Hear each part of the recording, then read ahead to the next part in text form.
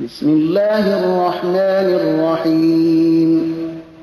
به نام خداوند بی اندازه مهربان نهایت باره. يا أيها الذين آمنوا كتب عليكم القصاص في القتلى الحر بالحر والعبد بالعبد والأنثى بالأنثى فمن عفي له من أخيه شيء فاتباع بالمعروف وأداء إليه بإحسان ذلك تخفيف من ربكم ورحمة فمن اعتدى بعد ذلك فله عذاب أليم. ای مؤمنان، بر شما قصاص در کشتگان فرض شده است. آزاد در برابر آزاد، برده در برابر برده و زن در برابر زن. اگر کسی از طرف برادر دینی خود به چیز مورد عفو قرار گیرد، پس باید این کار به شیوه پسندیده پیگیری شود، یعنی حال دیت دهنده در نظر گرفته شود و قاتل نیز به توجه شایسته این پول را بپردازد.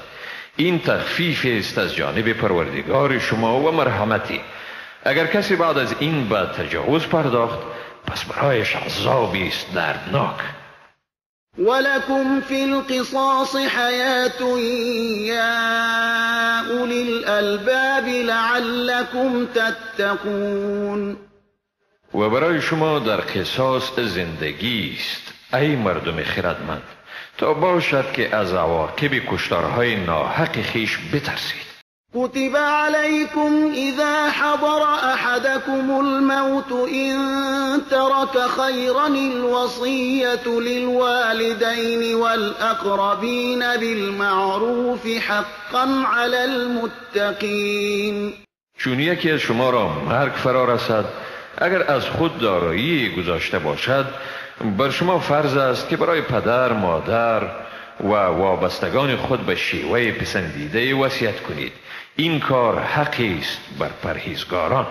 فمن بدله بعد ما سمعه فإنما إثمه على الذين يبدلونه إن الله سمیع علیم.